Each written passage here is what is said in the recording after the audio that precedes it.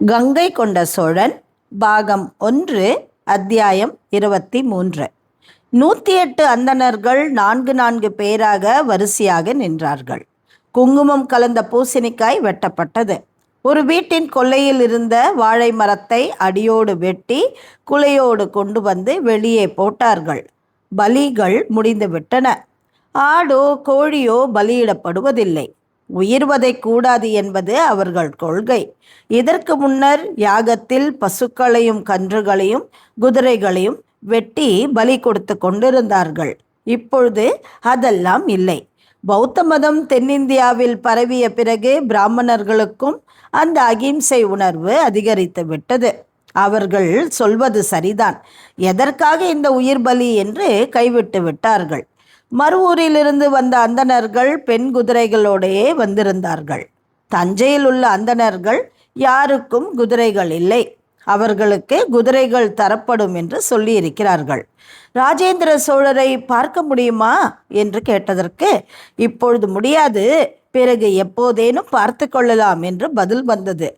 பிறகு எப்போதேனும் என்றால், ஒருவேளை திருவேற்றியூரிலே உங்களை அவர் சந்திக்கலாம் என்று சொல்லப்பட்டது. திருவேற்றியூரா? எங்கிருக்கிறது அது?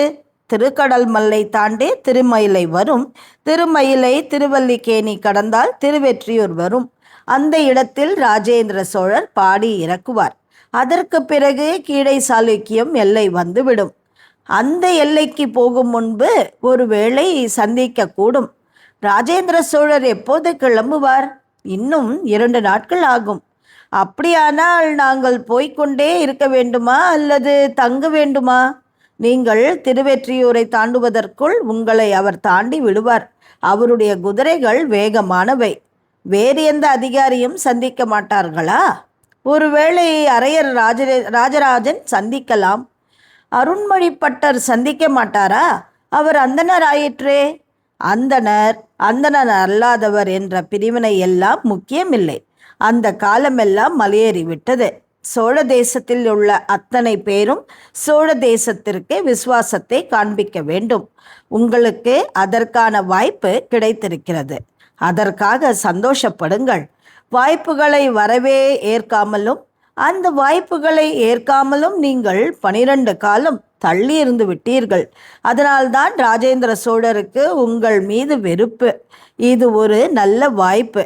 காசிக்கு போனது போலும் ஆயிற்று, அரசாங்க காரியம் செய்தது போலவும் ஆயிற்று. என்ன விசாரிக்க வேண்டும்? என்ன தகவல் அனுப்பி வைக்க வேண்டும்? நீங்கள் நடந்து போகும் பொழுதே மடக்கப்பட்டு கேள்வி கேட்கப்படுவீர்கள். காசிக்கு நீங்கள் யாத்திரை போகிறீர்கள் என்று சொன்னால் உங்களை ஒன்றும் சொல்ல மாட்டார்கள். அந்தணர்களா என்று ஒருவேளை அங்குள்ள அந்தணர்கள் சோதிக்கலாம்.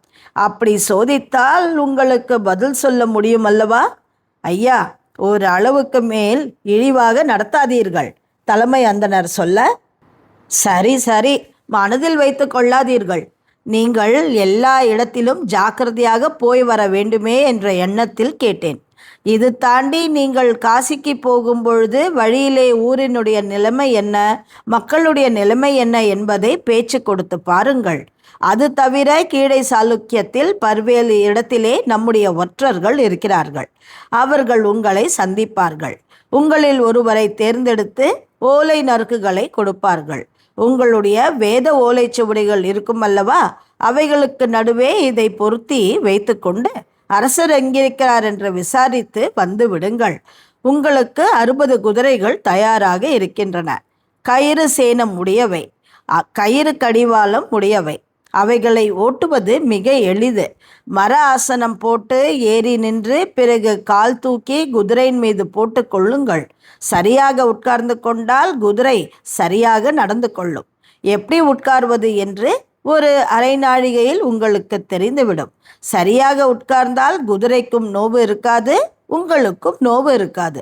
நீங்கள் சரியாக உட்காரவில்லை என்றால் நீங்கள் இறங்கிய பிறகு குதிரை தரையிலே படுத்து புரளும். அப்படி உங்கள் குதிரை தரையில் படுத்து புரண்டால் அந்த குதிரைக்கு முதுகு வலி இருக்கிறது என்ற அர்த்தம். மறுபடியும் உங்கள் இருக்கைகளை சரி செய்து கொண்டு நீங்கள் சரியாக உட்கார பழகுங்கள். உதாரணமாக, குதிரையினுடைய நடைக்கு ஏற்ப உங்கள் உடல் அசைவ வேண்டும். குதிரையினுடைய அசைவுக்கு எதிர்ப்பதமாக அசைந்தால் அது குதிரைக்கு தொந்தரவாக இருக்கும். குதிரைக்கு அது பிடிக்காது. நாங்கள் பாட்டுக்கு வேத பாடங்கள் படித்து கொண்டிருந்தோம். ஏதோ கற்க வேண்டிய நிர்பந்தம் வந்துவிட்டது. பிரச்சனை என்று வந்த பிறகு அழுத்து கொள்ளாதீர்கள். பழைய விஷயங்களை பேசாதீர்கள். காசிக்கு போவது என்பது நாம் நினைத்து பார்த்தோமா? அரசாங்க செலவிலே போகிறோம். இன்னொரு விஷயம் நாம் மறந்துவிட்டோம். நாம் வேத விஷயங்களே பேசிக்கொண்டிருக்கிறோமே தவிர, வேதங்களை சொல்லி கொண்டிருக்கிறோமே தவிர வேறு எதுவும் செய்வதில்லை. காலபைரவர் உபாசனை நாம் செய்திருக்க வேண்டும். அது நம்மிடம் இருந்து நழுவி போய்விட்டது. சோழ தேசம் முழுவதும் காலபைரவர் உபாசனை நடக்கிறது. எல்லா கோவில்களிலும் காலபைரவர் மிக முக்கியமாக இருக்கிறார். இப்பொழுது அதைவிட சாக்த உபாசகம் அங்கே வர துவங்கிவிட்டது. மகாகாளி, துர்க்கை என்ற பல பெயர்களில் வணங்குகிறார்கள். விஜயாலய சோழன் காலத்திலே தூமாவதியை நிசம்பசுதனி என்று நிறுத்திவிட்டான். அப்படி பல்வேறு விஷயங்களை உபாசனை செய்வதால் தான் சோழர்கள் பலம் மிக்கவர்களாக, வீரம் மிக்கவர்களாக, எப்பொழுதும் வெற்றி பெறுபவர்களாக இருக்கிறார்கள். இது நமக்கு ஒரு நல்ல அனுபவம். அரசாங்கத்திற்கு ஒத்து போனது போலவும் ஆயிற்று, காசிக்கு போனது போலவும் ஆயிற்று. ஐயா, நடுவழியில் நாம் உளவு பார்க்க வருகிறோம் என்று தெரிந்து நம்மை நையப்புடைத்தால் என்ன செய்வது? உளவுக்காக வந்திருக்கிறோம் என்று எழுதியா ஒட்டி கொண்டிருக்கிறோம். நாம் காசி யாத்திரை போகிறோம். நடுவிலே தென்படுபவற்றை அங்குள்ள உளவுக்காரர்கள் சொன்னால் நம்மில் ஒருவர் அங்கிருந்து பிரிந்து மீண்டும் அரசரை நோக்கி பயணப்பட வேண்டும். நாம் எடுத்து போகும் செய்திகளை அங்குள்ள உளவுக்காரர்கள் தெரிவிக்க வேண்டும். யார் உளவுக்காரன் என்று எப்படி தெரியும்? அதற்கென்று சில சமிகைகள் இருக்கின்றன. என்னென்ன? உங்களிடம் சொல்லக்கூடாது. உங்களிடம் என்னை பற்றி விசாரித்தால் அவர்களை என்னிடம் அனுப்புங்கள். நான் பார்த்து கொள்கிறேன். அப்படியானால் இந்த யாத்திரைக்கு நீங்கள் மட்டும் போதாதா? உங்களைப் போல அந்தணர்கள் 10 பேர் போதாதா? 108 பேர் எதற்கு? 10 பேர் போனால் சந்தேகம் வரும். 108 பேர் அந்தணர்களாக போனால் எந்த சந்தேகமும் வராது. நம்மை சோழ தேசம் என்று கூட சொல்லாமல் தொண்டை நாடு என்று சொல்வதற்கு உத்தரவிடப்பட்டு இருக்கிறது. ஆக இந்த கணம் முதல் நாம் எல்லோரும் தொண்டை நாட்டு அந்தணர்கள். சோழ தேசம் பற்றி நமக்கு தெரியும். இப்பொழுது எதிரி அரசர்கள் நம்மை மடக்கி சோழ தேசம் பற்றி சொல் என்று சொன்னால் என்ன விவரம் வேண்டுமோ அத்தனையும் சொல்லலாம். ஒரு தவறும் இல்லை. என்ன விவரங்கள் நமக்கு தெரியும்? நன்றாக நெல் விளைகிறது, நதி நீர் நன்றாக பொங்குகிறது, காவிரியில் வெள்ளம் சுடித்து ஓடுகிறது, காற்று நன்றாக வீசுகிறது, வாணிபம் நன்றாக நடைபெறுகிறது என்று சொல்வோமே தவிர வேறு என்ன இருக்கிறது? யானைப்படை என்றால் தெரியாது, குதிரைப்படை என்றால் தெரியாது, காலாட்படை என்றால் அதுவும் தெரியாது. ஆனால் படைகள் எல்லாம் இருக்கின்றன, முன்னும் பின்னும் நகருகின்றன. எப்பொழுதும் தஞ்சை பரபரப்பாக இருக்கிறது. தொண்டை நாட்டிலும் அந்த பரபரப்பு இருக்கிறது என்று சொல்லிக் கொள்ளலாமே தவிர வேறு எதுவும் சொல்வதற்கு நம்மிடம் விஷயம் இல்லை. ஆக மிகவும் பயந்து சாக வேண்டாம். ஓரளவு தெம்பாகவே கம்பீரமாகவே நடப்போம். அவர்கள் கிளம்ப தயாரானதும் அவர்கள் வீட்டு பெண்கள் எல்லாம் கதறி அழுதார்கள். அந்த அந்தணர்களுக்கும் அழுகை வந்தது. எல்லா பெண்மணிகளுக்கும் கையிலே அரிசி எடுத்து வந்து அந்த கூட்டத்தை சுற்றினார்கள். தங்களுடைய அந்தணர்களை தேடி அவர்களது தோளுக்கருகே தொங்கவிடப்பட்டிருந்த பாத்திரத்தில் அந்த அரிசியை போட்டார்கள். இது வாய்க்கரிசி, கடைசி பிடி. போய் வரும் வரைக்கும் வருவாரா இல்லையா என்று தெரியாது. ஆக நன்றாக பார்த்துக்கொள், நன்றாக விழுந்து வணங்கிக்கொள் என்று எல்லோரும் சொல்ல அந்த பெண்மணிகள் மிகவும் கதறலுடன் விழுந்து வணங்கி வாயை பொத்தி கொண்டு வீட்டுக்குள் ஓடினார்கள். அந்த கிராமமே வாய்விட்டு அழுதது. அந்தணர்கள் பைரவ உபாசனையை இப்பொழுதே ஆரம்பிக்க வேண்டும் என்று பேசி அந்த பைரவ உபாசனைக்கு உண்டான மந்திரத்தை ஜபிக்க ஆரம்பித்தார்கள். முதலில் கணபதி மந்திரம் சொன்னார்கள். கணபதி மந்திரம் சொன்ன பிறகு வேதத்திலிருந்து சில வரிகள் சொன்னார்கள். பிறகு கால பைரவர் மந்திரம் என்று ஒருவர் உரத்த குரலில் சொல்ல, ஓம் நமோ பகவதே காலாய கோராய வஜ்ரதனுஷ்டாய சத்ருநாசனாய சர்வபூதாத்மனே ஹும்பத் ஸ்வாஹா என்ற உரத்த குரலில் மந்திரம் சொன்னார்கள். சத்ரு நாசமடைய வேண்டும் என்று வேண்டினார்கள். சத்ரு நாசமடைய வேண்டும் என்பதற்காக பயணப்படுகிறோம் என்பதை அவர்கள் புரிந்து கொண்டார்கள். அவர்களுக்கு துக்கமாகவும் இருந்தது, சந்தோஷமாகவும் இருந்தது. அவர்கள் குதிரை ஏறுவதற்கு சிரமப்பட்டார்கள். கால் வீசி ஏறி மறுபக்கம் பொத்தென்று விழுந்தார்கள். கீழே விழுந்த குதிரையின் வயிற்றுக்கு நேராக ஒருவர் படுத்துக்கொண்டு ஐயையோ என்று கத்தினார். குதிரை சிறிதும் கவலைப்படாமல் பக்குவமாக நகர்ந்து கொண்டது. உங்களை குதிரை மிதிக்காதையா, மிதிக்கக்கூடாது என்று குதிரைக்கு தெரியும். ஏன் பயப்படுகிறீர்கள்? இவ்வளவு உரக்க குதிரையிடம் பேசாதீர்கள். மிருதுவாக நிதானமாக பேசுங்கள். குதிரையிடம் பேசுவதா? என்ன பேசுவது? அடே, நன்றாக இருக்கிறாயா என்று கேட்க வேண்டும். யாரை? குதிரையை. தலையெழுத்து. யாரிடமும் பேசக்கூடாது என்று கடந்த 10 நாட்களாக மௌன விரதம் இருந்தேன். எல்லாம் போயிற்று. கடைசியில் குதிரையிடம் வந்து பேச வேண்டும் என்று முடிந்திருக்கிறது. ஏ கழுத, நீ என்ன ஒழுங்கா சுமக்கணும். இந்த பேச்சு வேண்டாம். குதிரையை கழுதை என்று சொன்னால் குதிரைக்கு தெரிந்து போகும். நிச்சயமாகவா? சர்வ நிச்சயமாக. அடே குதிரை, மன்னித்து கொள்ளப்பா, நான் இனிமே உன்னை கழுதை என்று சொல்ல மாட்டேன் என்று சொல்ல மறவர்கள் வாய் விட்டு சிரித்தார்கள். யுத்தம் என்று சொன்னால் என்ன பயம் இருக்கிறது உங்களுக்கு? இவ்வளவு மிரள்கிறீர்கள். அதே நேரம் கோவிலுக்கு வந்தால் நீங்கள் நெஞ்சு நிமிர்த்துவதும் கைவீசி நடப்பதும் உரத்த குரலில் பேசுவதும் என்ன அட்டகாசமாக இருக்கிறது. அமைதியான வாழ்க்கை காலத்திலே தான் நீங்கள் அந்த மாதிரி பேச முடியும். நீங்கள் அமைதியாக இருக்க வேண்டுமென்றால் நாங்கள் போர் முனையிலே அடிபட்டு குத்துயிரும் குலையுருமாக இருக்க வேண்டும். தம்பி, இவ்வளவு வேகமாக பேசுகிறாயே, ஒன்று புரிந்து கொள்.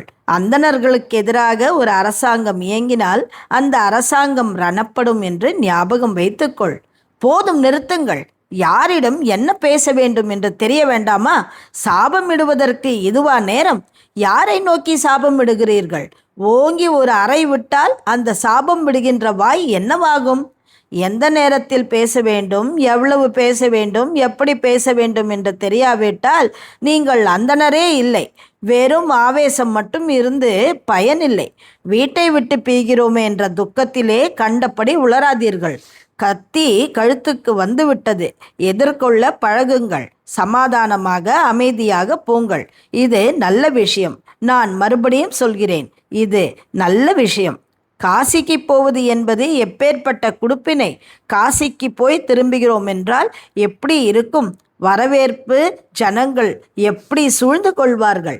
எத்தனை விதமான கதைகள் சொல்லலாம். உதாரணத்திற்கு கங்கை எப்படி இருக்கிறது என்று கேட்டால் நாம் என்ன பதில் சொல்வோம்? ஆறு பொங்கி ஓடுகிறது. நான் இக்கரைக்கும் அக்கறைக்குமாக போய் வந்தேன் என்று சொல்லலாம். அக்கறைக்கும் இக்கரைக்கும் என்றால் ஒரு 15 துடுப்பு போட வேண்டியிருக்கும். இல்லை, கங்கைக்கு எதிர்கரையே தெரியாது, அவ்வளவு அகலம். உங்களுக்கு யார் சொன்னது? என் தகப்பனார் சொன்னார். ஆமாம் ஆமாம், இவர் தகப்பனார் போய் வந்திருக்கிறார். அதனால்தான் நீங்கள் ஆவலாக இருக்கிறீர்களா? கங்கைக்கு போக வேண்டும் என்ற ஆவல் யாருக்கு இல்லை என்று சொல்லுங்கள். வடக்கே இருக்கிறவர்களுக்கு ராமேஸ்வரம் வர வேண்டும் என்ற ஆவல். தெற்கே இருக்கின்ற நமக்கோ கங்கையை பார்க்க வேண்டும் என்ற ஆவல். எதனால் அந்த ஆவல்? தொலைதூரம் என்பது மட்டுமல்ல, நம்முடைய புராணங்களெல்லாம் கங்கையை முக்கியமான இடமாக வகிக்கிறது. அப்படி ராமேஸ்வரமும் இருக்கிறதா? மிக நிச்சயமாக. வடக்கே இருப்பவர்கள் ராமன் நடந்த வழி எது என்று பார்க்கிறார்கள். அவர்களாக ஒரு வழி அமைத்து கொண்டு மலையாள தேசத்தை சுற்றி பிறகு அங்கிருந்து தெற்கே பாண்டி தேசத்தின் ஊடாக போய் மதுரையை பார்த்துவிட்டு மதுரையிலிருந்து ராமேஸ்வரம் போகிறார்கள். ராமேஸ்வரத்தில் உட்கார்ந்து பித்ருக்களுக்கு நீர் வார்க்கிறார்கள். ஒவ்வொரு வட இந்திய வணிகனும் கொண்டு வந்து காசு கொட்டுகிறார்கள். ராமேஸ்வரம் அந்தணர்கள் மிக செழிப்பாக இருக்கிறார்கள். என்ன, தினம் தினம் பிண்ட சோறு சாப்பிட வேண்டும். ஒரு வாரத்திற்கு ஒரு ஸ்ராத்தம்தான் என்று நாம் வகைப்படுத்தி கொண்டிருக்கிற மாதிரி அவர்களால் வகைப்படுத்தி கொள்ள முடியாது. கழஞ்சிகள் வருகின்றன அல்லவா, எப்படி வகைப்படுத்தி கொள்ள முடியும்? இன்னொரு விஷயமும் உங்களுக்கு சொல்ல விரும்புகின்றேன். மருவூர் தேசத்து அந்தணர்களுக்கு தலைமை வகித்தவர் தஞ்சாவூர் வைதிகரை நோக்கி பேசினார். எங்கள் வீட்டில் நல்ல சகுனங்கள் ஆகியது. குங்குமம் சிதறியது. வாசலில் கழுதை கத்தியது. பசுமாடு உள்ளேறி வந்து மூத்திரம் போயிற்று. இன்று காலை எங்களுக்கெல்லாம் கருட தரிசனம் ஆயிற்று என்று சொல்ல எல்லோருமே கருடனை பார்த்தது போல கன்னத்திலே போட்டுக்கொண்டார்கள். அப்புறம் என்ன பயம்? தாராளமாக போய் வரலாம். ஒரே ஒரு செய்தியை என்னால் மறக்க முடியவில்லை. என்ன அது? ராஜராஜ சோழன் காலத்திலே ஒரு அந்தண சேனாதிபதி பிரம்பால் அடிபட்டு இறந்தான். அதை என்னால் மறக்கவே முடியவில்லை. அவன் மனைவி அழுததும் குழந்தைகள் தவித்ததும் ராஜராஜர் நேரே வந்து ஆறுதல் சொன்னதும் இன்னும் என் மனதிலே நிற்கின்றன. அதுபோல யாரும் அடிப்பார்களோ என்ற பயம் இருக்கிறது. அவர் சேனாதிபதி, இடுப்பிலே வாள் தரித்தவர், நெஞ்சிலே கவசம் உள்ளவர், போர் முனைக்கு போய் வெட்டி எறிந்தவர். நாம் அப்படி இல்லை. நம்மை யாரும் அடிக்க மாட்டார்கள். பயப்படாதீர்கள். இப்படி எதிரிகள் நம்மை தாக்காமல் இருப்பதற்கு இன்னொரு மந்திரம் இருக்கிறது. இப்பொழுது வேறொரு மருவூர் அந்தனர் பேசினார். என்ன மந்திரம் அது? பிரத்யங்கரா தேவி. ஓம் ஷம் பசுஷ்வாலா ஜிக்வே கராளா திரம்ஷ்ட்ரே பிரத்யங்கரே ஹும் பத் ஸ்வாஹா. அந்தணர்கள் கூட்டம் மெல்ல தஞ்சாவூர் அரண்மனையை அடைந்தது. ராஜேந்திர சோழரை தரிசித்துவிட்டு போக வேண்டும் என்று விண்ணப்பித்தது. இருங்கள் என்று வாயிற்காவலன் கை உயர்த்தினார்கள். சட்டென்று பின்னால் எக்காலம் கேட்டது. அந்தணர்கள் குதிரைகளை பின்னால் இழுத்து வழிவிட்டார்கள். முன்னே மெய்க்காவல் வீரர்கள் போக, இடதும் வலதும் மெய்க்காவல் வீரர்கள் வர, நடுவிலே கம்பீரமாய் தன் கருப்பு குதிரையில் பிடரி பறக்க மாமன்னர் ராஜேந்திரர் வேகமாக போனார். தங்களை கண்டு நிற்பார் என்று அந்தணர்கள் நினைத்தார்கள். ஆனால் குதிரைப்படை மின்னலென தாண்டியது. அந்தணர்கள் ஏமாற்றமானார்கள். சட்டென்று மெய்க்காவல் படையை கலைத்துவிட்டு ராஜேந்திர சோழர் தன் குதிரையை மட்டும் திருப்பி கொண்டு வந்தார்.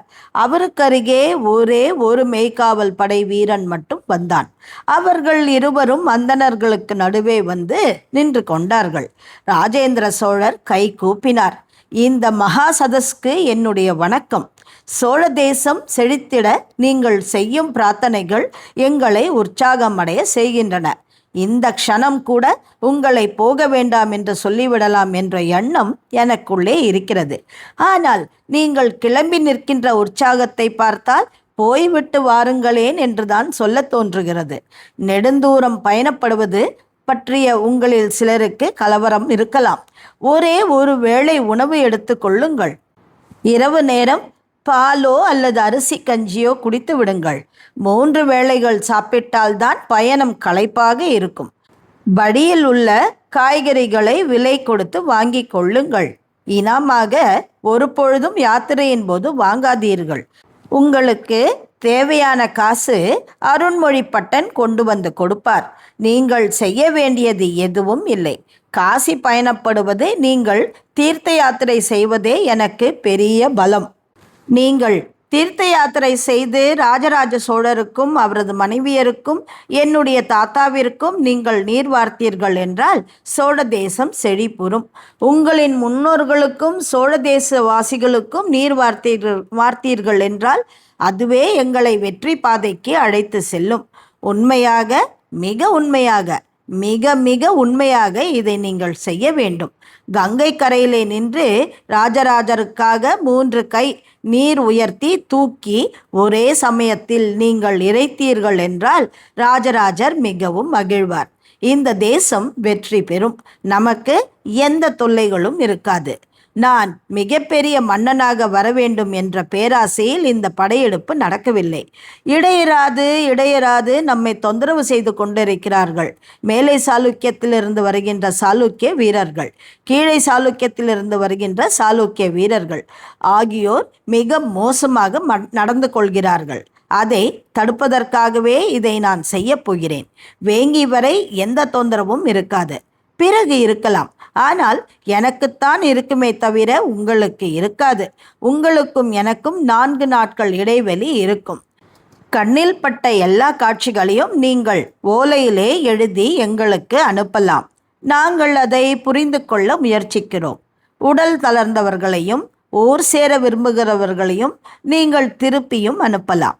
அவர்கள் மூலமாகவும் நாங்கள் தெரிந்து கொள்கிறோம். 1 வண்டி அரிசி, 100 கழஞ்சி பொன் உங்களுக்கு கொடுக்கிறேன். 108 பேர் வந்துவிட்டீர்கள் என்பது எனக்கு மிகவும் நெகிழ்ச்சியை தருகிறது. அந்தணர்களை பற்றி எனக்கு ஒரு கசப்பான எண்ணம் இருந்தது உண்மைதான்.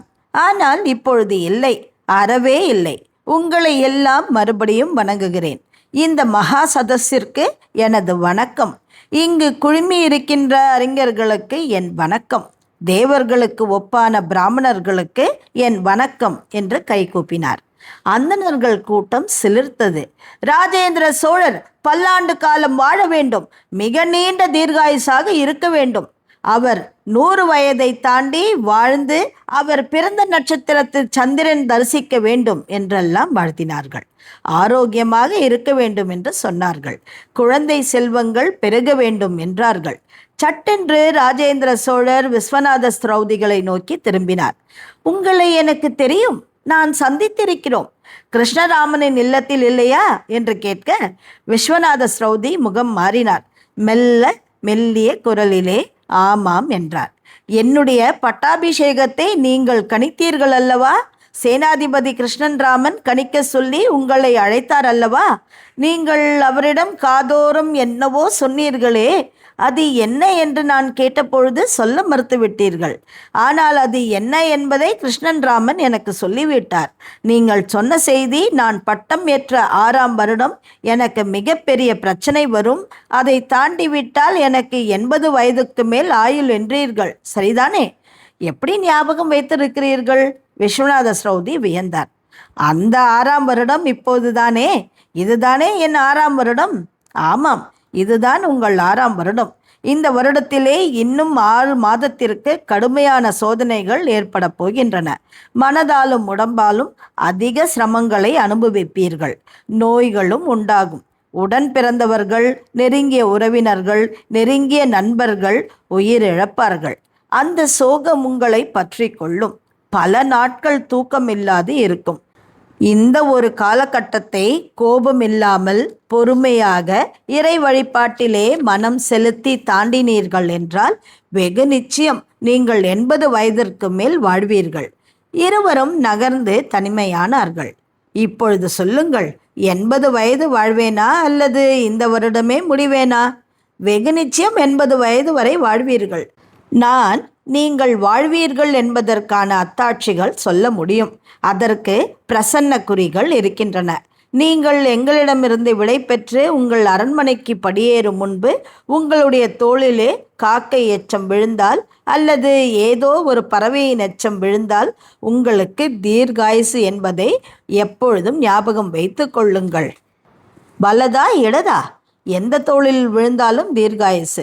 எச்சம் மேலே பட்டாலே தீர்காயுசு. பறவை எச்சம் உங்களுக்கு நல்லது. உறவுகள், நண்பர்கள் இழப்பீர்கள் என்று சொன்னீர்கள். என்னுடைய முக்கியமான உறவு இப்போதைக்கு ராஜராஜ நரேந்திரன், என்னுடைய தங்கையின் மகன், மருமகன். அவன் இறந்தால், அவன் ஊத்தை அடைந்தால் சோழ தேசம் பாழ்படும். வாரிசு சண்டை அதிகமாகி விமலாதித்தனுடைய இன்னொரு மகனான விஷ்ணுவர்த விஜயாதித்தனுக்கு பட்டம் சூட்டப்படும். பிறகு நமக்கு நிரந்தர தொல்லைதானே. எனவே ராஜநரேந்திரன் இறக்கக்கூடாது என்று பிரார்த்தனை செய்யுங்கள். என்ன நட்சத்திரம்? அவர் குனிந்து நட்சத்திரத்தை சொன்னார். கவலையே படாதீர்கள். இந்த நட்சத்திரக்காரர்கள் தீர்காயசாக இருப்பார்கள்.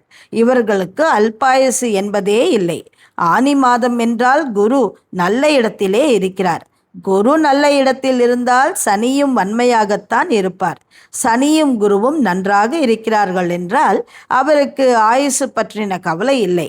ஆனால் அல்லாட்டங்கள் இருக்கும். மிகவும் வேகமாக கணிக்கிறீர்களே ஐயா. இது குலப்பாடம், குடும்ப பாடம். இன்னொன்று சொல்லட்டுமா? என்னுடைய விஷயம் ஒன்று உங்களை கோபப்படுத்தி இருக்கிறது. நான் அந்தணர்களுடைய நிலங்களை பிடுங்கி வேளாண் வகை நிலமாக செய்துவிட்டேன் என்ற வருத்தம் இருக்கிறது.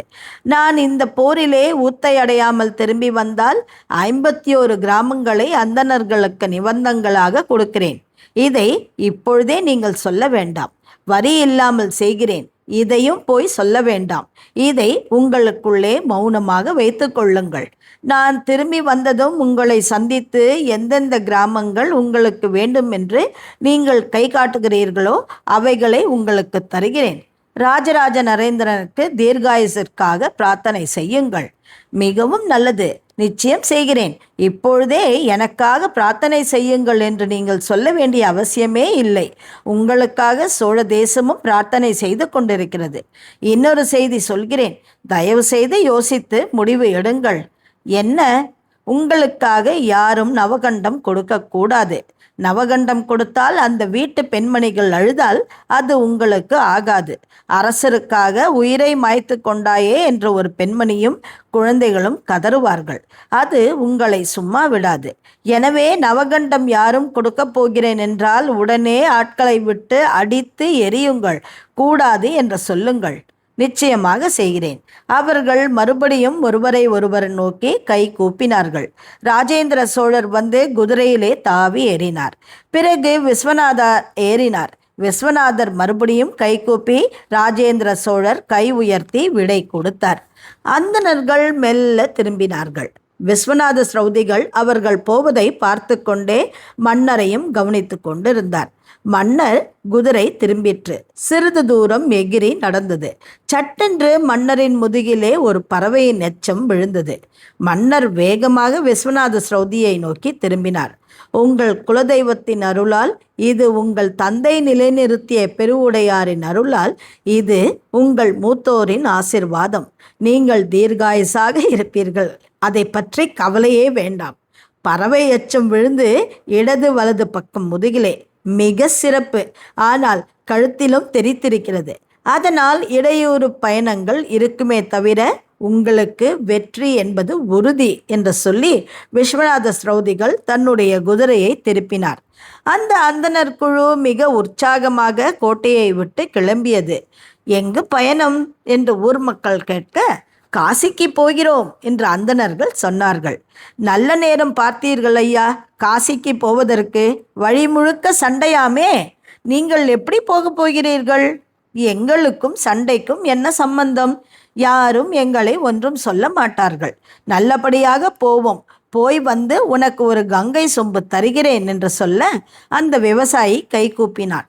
விழுந்து குதிரை மண்ணை நெற்றியிலே இட்டு கொண்டான். யார் யாரிடம் என்னென்ன தர வேண்டும், எப்படி பேச வேண்டும் என்று அந்த சோழ தேசத்து அந்தணர்களுக்கு தெள்ள தெளிவாக தெரிந்திருந்தது. சோழ தேசத்தின் பசுமையான வயல்கள் அவர்களை வரவேற்றன. சோழ தேசத்தில் கிளைகளாக பிரிந்து போகும் காவிரியை அவர்கள் சந்தோஷமாக பார்த்தார்கள். எல்லா ஆற்றிலும் குதிரையை இறக்கி நீரிலே நனைந்தபடியே, நீரை தலையிலே தெளித்தபடியே வந்தார்கள். ஒவ்வொருவரும் ஒவ்வொரு ஊர் கோவிலுக்கு கங்கை நீர் அபிஷேகம் செய்வதாக வேண்டிக் கொண்டார்கள். அப்படி சொன்ன இடத்தை குறித்து கொண்டார்கள். மன்னர் வருவார் என்று எதிர்பார்த்த மக்களுக்கு அந்தணருடைய வருகை ஆச்சரியத்தை கொடுத்தது. அந்தணர்கள் இப்பொழுது போய் ஏன் காசிக்கு போகிறார்கள் என்று சொல்ல, இது உளவு படை என்ற விவரம் தெரிந்த மறவர்கள் சொல்ல, ஜனங்கள் அப்படியா என்று வியந்தார்கள். அந்தணர்கள் உளவுப்படையாக வருகிறார்கள் என்று மேலை சாளுக்கிய ஒற்றர்களுக்கு தெரிந்தது. அவர்கள் செய்தி அனுப்ப துடித்தார்கள். செய்தியை அனுப்ப உடனடியாக ஏற்பாடுகளை செய்தார்கள். வாள்முதுகு குதிரைப்படை கிளம்ப தயாராக இருந்தது. உத்தம சோழ மிலாலுடையாரும் ராஜராஜ பிரம்மராயரும் அரண்மனை வாசலிலே நின்றார்கள். ராஜேந்திர சோழர் இறங்கி வந்தார். அவர்களும் குதிரையை விட்டு இறங்கினார்கள். இருவரையும் மாற தழுவிக்கொண்டார். உங்களோடு மருத்துவ வண்டியும் வருகிறதா? ஆமாம். இரண்டாக பிரிந்து விட்டீர்களா? ஆமாம், என்னுடன் ஒன்று, அரையன் ராஜராஜனுடன் ஒன்று என்று பிரிய வேண்டும். அப்படியே பிரியும். நீங்கள் வெற்றியோடு திரும்ப என்னுடைய வாழ்த்துக்கள். உங்களை எல்லாம் பார்க்க எனக்கு சந்தோஷம் அதிகமாகிறது. நீங்கள் மட்டும் போனால் போதும், நான் வரவேண்டிய அவசியமே இல்லை என்று தோன்றுகிறது. நீங்கள் வருகிறீர்கள் என்று தெரிந்தவுடனேயே வேங்கி தேசம் கலகலத்து போகும். ஜெயசிம்மனும் விஷ்ணுவர்த்த விஜயாதித்தனும் இடம் தெரியாமல் ஓடி விடுவார்கள். நீங்கள்தான் தாக்குதலுக்கு உண்டான முதல் படை. மற்ற எல்லா வீரர்களையும் பின்தள்ளி நீங்கள்தான் முன்னேற வேண்டும். உங்களுக்கு பின்னே மருத்துவ வசதி வர வேண்டும். ஒரு மருத்துவ வசதி வண்டியை ஒரு இடத்திலே நிறுத்திவிட்டு நீங்கள் வேங்கிக்குள் புகுந்து துவம்சம் செய்யுங்கள். கீழே சாளுக்கிய வீரர்களுக்கு தனியான தலைப்பாக இருக்கும். எனவே அவர்களை ஒன்றும் செய்ய வேண்டாம். மேலை சாளுக்கிய வீரர்களுக்கு தனியான தலைக்கவசம் இருக்கும்.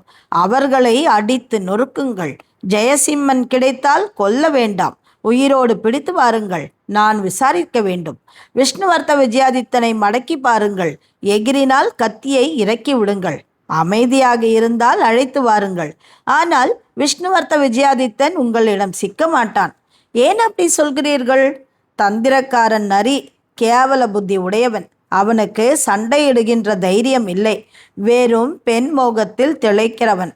அவனாய் எதிர்த்து சண்டையிட முடியாது. எனவே உங்களிடம் சிக்கவே மாட்டான். விமலாதித்தன் என்னிடம் வந்து சரணடைந்தது போல அவன் வேறு யாரிடமாவது சரணடைவான். அநேகமாக வடக்கு பக்கம்தான் ஓடுவான். ஒட்டர்களிடம்தான் சரணடைவான். அப்படி இருப்பினும் நான் அவனை விடாது துரத்துவேன். எனவே விஷ்ணுவர்த்த விஜயாதித்தனை பற்றி கவலைப்படாதீர்கள். ஜெயசிம்மன் முக்கியம்.